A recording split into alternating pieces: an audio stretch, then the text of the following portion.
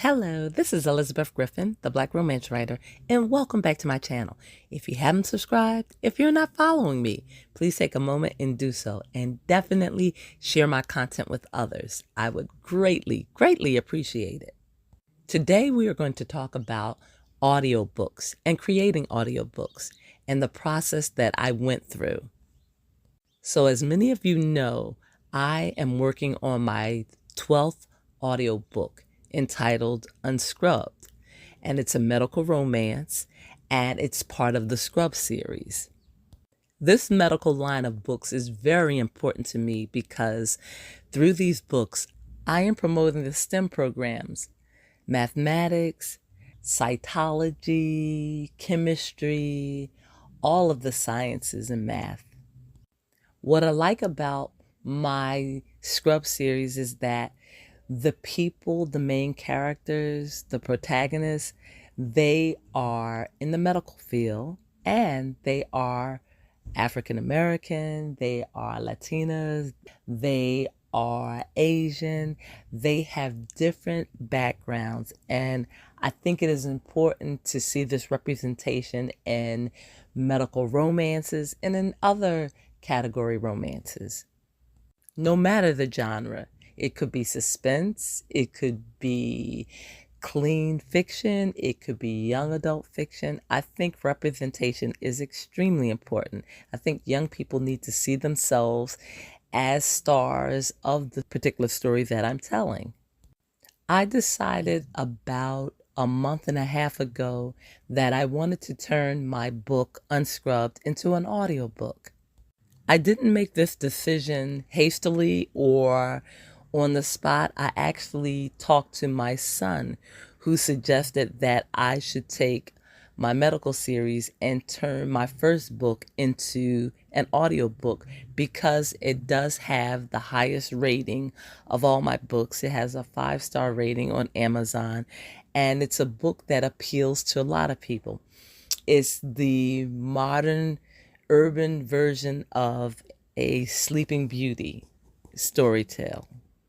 As I have mentioned previously, I have 11 audiobooks under my belt, and I use Findaway Voices, which is now Findaway Voices / Spotify. But when I started creating audiobooks several years ago, it was simply Findaway Voices. And one thing I liked about Findaway Voices is that they provided all of the services that you need on one platform. Findaway Voices did all of the work for me in pertaining to my audiobook. They helped me to select a narrator. They did a casting for me. They generated the contracts for the narrator and for me to sign. They made sure that the payments went through. I love that particular service. It's no longer available, but it was so convenient because as the writer, the only thing I had to do was provide them with information about my story, the characters, and they did the rest. But now that program is no longer available. So I have been forced to do everything on my own. Everything from finding the narrator, to signing a contract, to initiating the payment, to understanding what type of payment the particular narrator would like. And I didn't realize that some narrators will take their payment through Zelle. That surprised me because I'm used to credit cards. So it's a learning experience, but it was a good experience for me. And some of the things I've done, because I am a small company and I cannot afford to lose my money through bad investments, I work with some of the narrators that I first became acquainted with on Findaway Voices platform. So I have about maybe 8 or 9 narrators, male and female, that I have worked with over the years. And they know my track record as far as payment and reliability. And I know their track work as far as quality of work that they will produce pertaining to the audiobooks, the sound that they will produce, the professionalism, I know that from past experiences and from having products that they produced. So at the moment, I have a small pool of narrators that I can depend on and that I can work with. However, I am interested in broadening that pool of narrators because I want African American female narrators. I want African American male narrators. I want Hispanic narrators, Latinos. I want a nice variety because I tell all types of stories. And with these stories come interesting characters from different backgrounds, ethnically, socially, politically.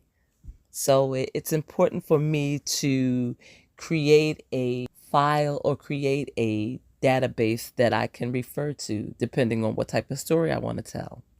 So for the book that I just received my master's on about a week ago, Unscrubbed, the narrator I'm using is Janelle Tedesco.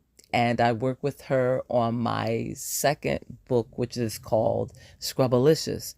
So I created my books in reverse. I created the second book first, and now I'm creating the first book second. And the reason I did that is because I'm working with the limited resources financially, and I'm trying to get a book or books that I think will sell and will garner a lot of attention. So Scrubbalicious is an interesting, exciting story. It's a medical romance. And I thought that that would generate a lot of attention. And it's doing well. It has a 5-star rating on Audible. And it has a 4-star ebook rating. With Janelle Tedesco, I contacted her about almost 2 months ago and through email. And I let her know that I was interested in having her do my audiobook, but I wasn't sure if she was available. So I sent out the email and she responded quickly, and she let me know that she was currently working on a project, but that she would be available a month from the date that I contacted her. And true to her word, she was available. I sent her my manuscript. She asked me if there were any errors in the manuscript because the first one I sent to her had some errors, which she kindly corrected for me. But this particular book manuscript, I had my daughter read it over, and she's an editor. And I've had other friends and people read it over. So I was comfortable after having it read again by my daughter to send it to Janelle Tedesco. And even after having it checked, she found, Janelle, about 7 errors, which I feel comfortable that she found them. And I'm glad that that's all that she found, because narrating, I understand now that they read exactly what is on the page. So if there are misspelled words, if there are typos, if the text isn't clear, it's going to come across through their narrating. And I also found out that a lot of narrators mark up the manuscript that you send them. They make all kinds of notes on the side about the characters, about the delivery of a particular scene. So I find that when I send them the manuscript, it better be the best version, because they invest a lot of time in making notes, practicing, preparing to record this. I also found out through trial and error that it is important to give the narrator a key. And when I say key, I mean a list of the characters' names and how they should be pronounced. Because you as a writer may think that the name should be pronounced one way, but the narrator can read it another way. So I think if you give them a list of the character names, a brief description about those main characters that you think are important, things that you think that the narrator needs to know, and then the correct pronunciation of the character's name, that would be very helpful. As I mentioned in the past, when I worked with Findaway Voices on their original platform before they merged with Spotify, there was a whole list of questions that they asked me, the writer, about my story. Do I want a male narrator? Do I want a female narrator? Is this a young voice? Is this a mature, older voice? What's the mood of the story? What is the feel of the story? What themes are going or running through the story? They would also ask about the voice and the delivery. Is it a moderate voice? Is it a deep voice? Is it a soft voice? So consider these things when you are choosing your narrator. What does your character sound like? And try to convey that information in simple terms to the narrator so that they have an idea. Obviously, the narrators are going to bring their professionalism to the project, and they know how to narrate. They know how to act out scenes, but you're just giving them a little guideline so that you are not disappointed when you receive a audition of your story and they're not frustrated because the information wasn't conveyed to them. Since I worked with Janelle Tedesco in the past, I didn't require an audition tape. However, as someone who is starting a project and you haven't worked with this narrator, you want to sample their work. You want them to audition your particular story so that you hear how that sounds, but you also want to go out and listen to other narrations that they've done for other people. In creating this particular audiobook, my narrator quoted me a per finished hour. So a per finished hour means how long it takes the narrator to read an hour's worth of work. So some narrators can charge $100 per finished hour all the way up to $500 per finished hour. My particular story took about 8.5 hours per finished hours to record. So you would times the hours that it took them to record it by their hourly rate. Also, I had to sign a contract in order for the project to begin. So my narrator has a contract and she sends it to all of her clients or customers. And I received my contract, and in that contract, it mentions the per finished hour rate. It also gives me an idea of when this project will begin.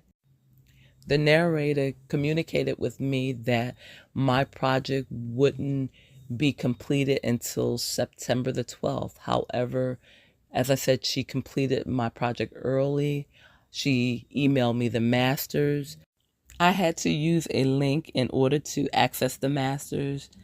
And once I opened the link, I was able to download the masters onto my phone.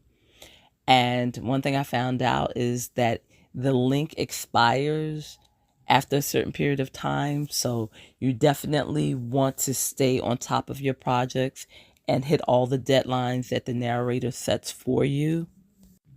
And in my master's, what I received was the body of the audiobook as well as a bio about me, the author, and opening, closing credits. And the opening credits usually list the author, the narrator, and the title of the book. The closing credits list the author, the narrator, the copyright date of the ebook or paperback book, and then the production date, the date that the audiobook was created. So at this point, I have concluded my business with my narrator, Janelle Tedesco. She received her payment. She sent me the masters. As I said, I listened to them. I didn't find any errors, which is beautiful. So at this point now, I'm waiting for my cover. My son is designing the cover. And once I get the cover, I will upload it onto Find a Way Voices platform. I already took the initiative and uploaded all of the audio files onto the platform. So the only thing, as I said, left to do is to upload the cover, make sure that all of my files are in sequential order, because sometimes if you don't pay attention, your files can move around. So I check each file to make sure chapter 1, chapter 2, chapter 3 consecutively all the way to the end, which is the epilogue and then the closing credits. And then, as I said, once I get my cover, I will push the publish button, and then it should take about 30 days for it to hit all of the platforms. So Findaway distributes to ACX, so Audible, Amazon, Barnes and Nobles, Hoopla. Is so many platforms that Findaway and Spotify distributes to. So it takes about 30 days for it to reach all of the platforms. I also receive redemption codes when I create my audiobooks on Findaway/Spotify. I haven't quite decided what I want to do with these promo codes. And the promo codes are codes that you can give to people, and they'll go to a particular website, key in the code, and they can listen to the audiobook for free. So I have codes for all 12 of my books, but I have to figure out a marketing tool or how to use these codes. So once I decide, I'll let you know. I hope this video has been helpful. I'm sure there are things that I neglected to talk to you about in the production of Unscrubbed, and I will make future videos to address those things. But right now, I'm excited. I can't wait for it to hit all the platforms. These two stories, Unscrubbed and Scrubbalicious, as I said, are part of a series, the Scrub series, and they are books that are enjoyable to listen to, so definitely check them out. I try to price them at a reasonable price because I want my books to be affordable. I want people to have access, and since I am the publisher, I can set my own price. The only place that can change is Audible, Amazon, I think Google Play, but most places they allow the publisher to set the price. And there are two prices that you would want to consider when you do your audiobook. You will have the retail price for the customer. You will also have a library price. And what I usually do is my library price, I will double whatever the retail price that I'm going to give to the customer, and I will double that price. So if I sell my audiobook for $9 for the regular customer, I will sell it for $18 to the libraries, because the libraries are going to be lending out the same piece of material over and over and over. So I should be compensated for the fact that they will be lending it out on a regular basis. So as always, thank you for joining me on my platform. I'm wishing you love, peace, joy, and happiness as always. And until next time, bye-bye.